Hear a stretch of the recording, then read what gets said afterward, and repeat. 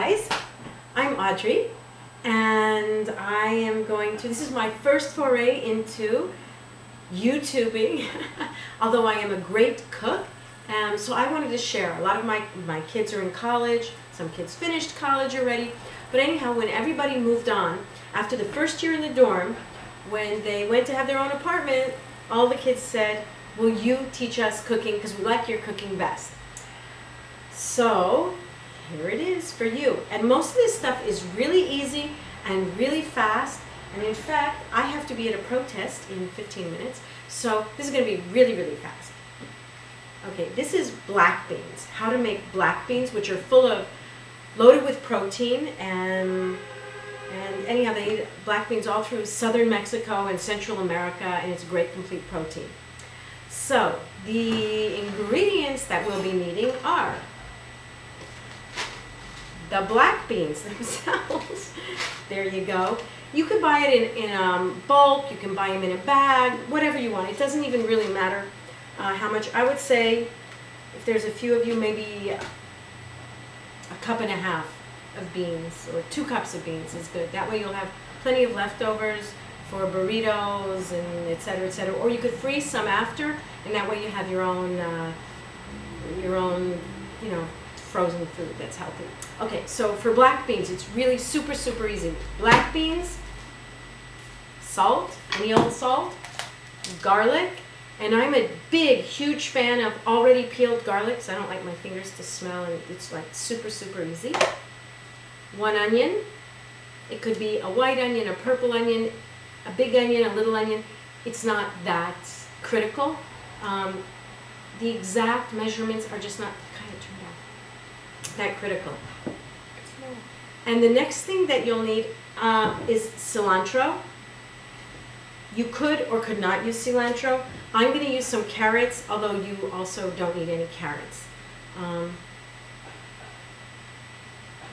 In fact, I will show you the very easiest way to make these beans. Forget the carrots, forget the cilantro. Let's go with the onions and the garlic. I personally like to use a food processor, whether it's a Cuisinart, a blender, you know, whatever it is. It makes things really, really, really fast and easy. However, if you don't have that, let me show you a very easy way. I like to dedicate, let me get the cutting board. I like to dedicate 1 cutting board particularly to onions and garlic, so I don't get that smell. Like if I'm cutting watermelon, I do not want to taste onions and garlic. Okay, so I'm also going to get the pot. Here's the pot that we're going to use. And I am going to, this is really super easy. I'm not even going to chop the garlic. I'm going to take like 1, 2, 3, 4, 5, 6, 7, 8, 9, 10, 11, 12, 13, 14. I dropped 14 cloves of garlic into the pot.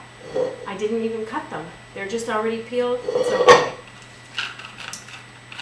The onion I'm going to cut, but it doesn't even need to be cut finely. It can be cut coarsely because it's going to cook. So here we go. 1, 2, 3, boom. I cut both sides of the onion, the top and the bottom part of the onion first, so that I can lay it down. I don't want to cut myself. Or rest it, whatever. I put 1 little slice into the side of the onion, and then I just pull the outside of the skin off. And if you want, you could take off whatever comes with it. Okay, I'm going to set that aside and throw this out. I like to be super neat while I cook because I'm actually lazy when it comes to the cleaning part. I like it to be clean as I go. That way there's nothing waiting for me. I'm going to just take the onion and cut it. I cut it in half. I laid it down, as you can see. I'm just cutting that, each one of these, the skinnier one I cut in half, this I'm cutting in thirds. And this is how you do bulk cooking, making it really fast. Then just turn it and just cut. And as you can see, it's already very chopped up then.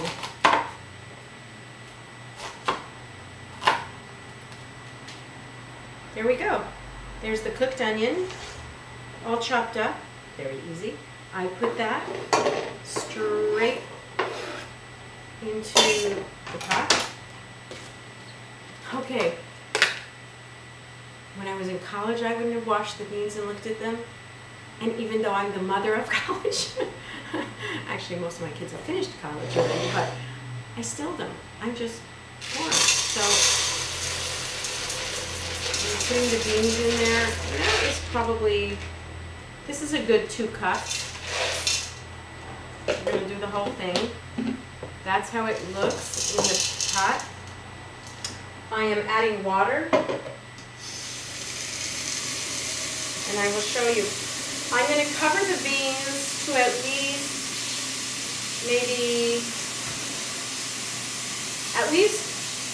least 4 times the height of the beans should be the water. And you can do too much water, even if you think it's too much, because it'll always cook out. So I have now filled the pot with water, which I don't think you can see, but, oh, you can see a little. There. And now I am just taking it straight over to the stove. Here we go. I'm turning the burner on to high so that I can start it boiling.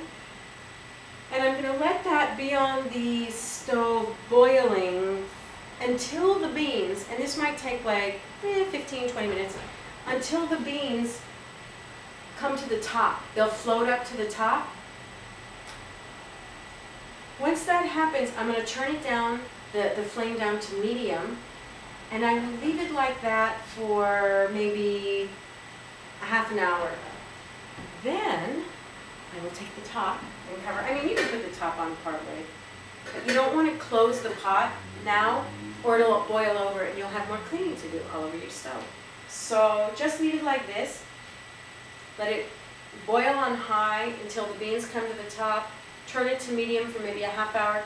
Then you can turn it on low for another hour, 2 hours. And you can have a top on it that's just resting on it so that some steam escapes.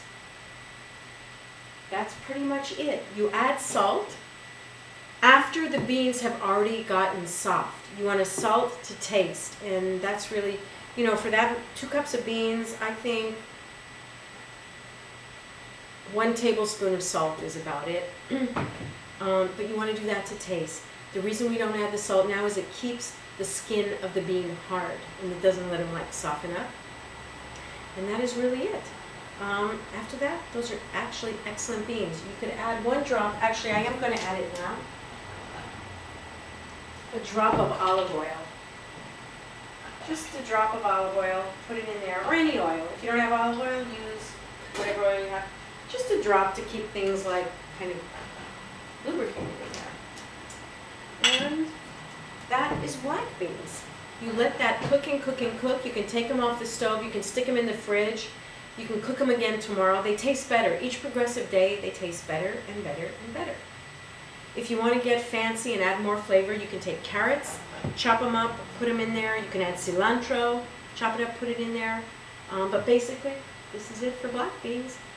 All right, way to go. I gotta go. I'm off to an Occupy, and let me know how it goes. Okay, ciao. Buon provecho. Bye.